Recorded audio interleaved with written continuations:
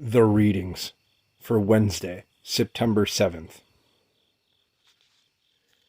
Today's epistle reading comes from St. Paul's second letter to the Corinthians, chapter 9, verses 12 through 15, and chapter 10, verses 1 through 7. For the administration of this service not only supplies the needs of the saints, but also is abounding through many thanksgivings to God, while, through the proof of this ministry, they glorify God for the obedience of your confession to the gospel of Christ, and for your liberal sharing with them and all men, and by their prayer for you, who long for you because of the exceeding grace of God in you. Thanks be to God for his indescribable gift. Now I, Paul, myself am pleading with you by the meekness and gentleness of Christ, who in presence am lowly among you, but being absent am bold toward you. But I beg you that when I am present I may not be bold with the confidence by which I intend to be bold against some, who think of us as if we walked according to the flesh. For though we walk in the flesh, we do not war according to the flesh. For the weapons of our warfare are not carnal, but mighty in God for pulling down strongholds, casting down arguments, and every high thing that exalts itself against the knowledge of God, bringing every thought into captivity to the obedience of Christ, and being ready to punish all disobedience when your obedience is fulfilled. Do you look at things according to the outward appearance? If anyone is convinced in himself that he is Christ's, let him again consider this in himself, that just as he is Christ's, even so we are Christ's. All right, so some footnotes from the Orthodox Study Bible. You can feel free to backtrack a few verses in your own Bibles or apps if you like. The first footnote covers verses 6 through 15.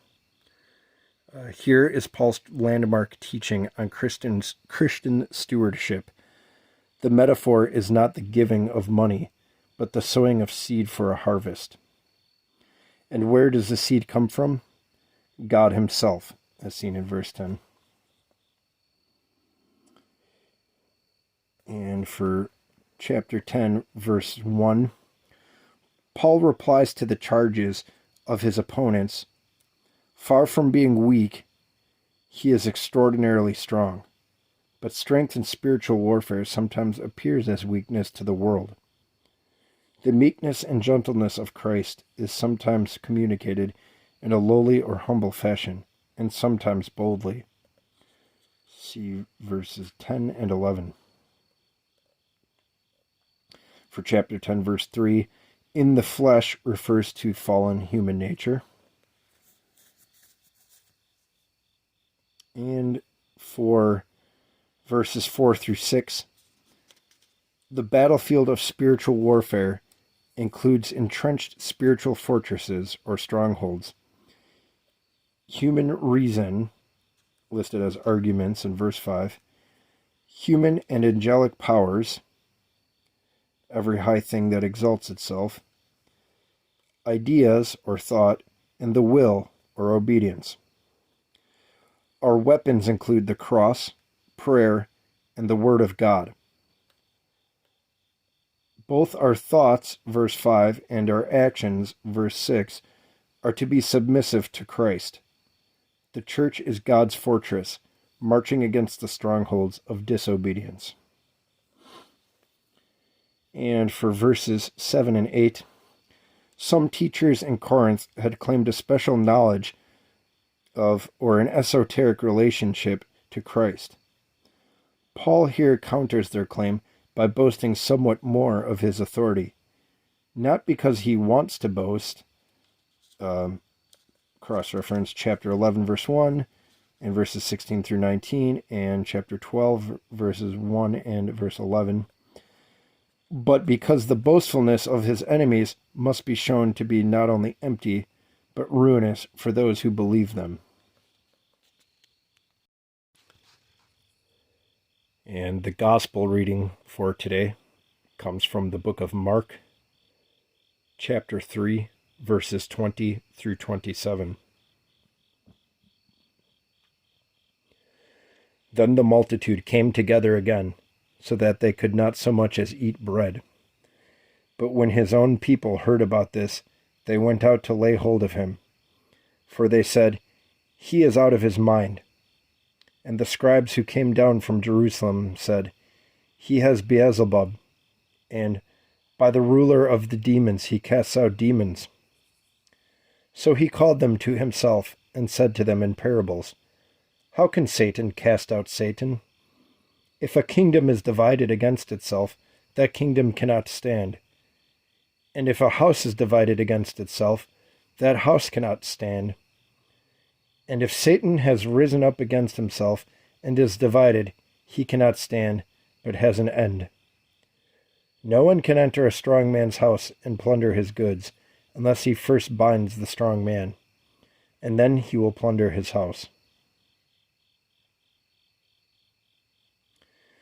So, for the Orthodox Study Bible, the only footnote offered is for this whole passage, verses 20 through 27, but it just says it's a cross-reference to Matthew chapter 12, verses 22 through 30, which is the book of Matthew's same exact account of driving out the demon.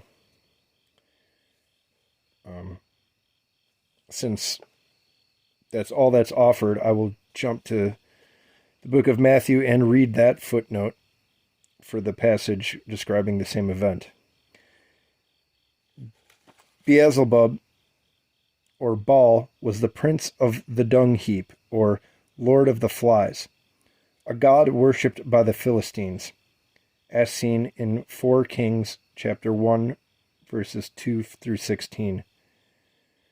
Here he is called a ruler of the demons. The impossibility of demons fighting against themselves illustrates the irrational pride and envy of the Pharisees in their opposition to Jesus.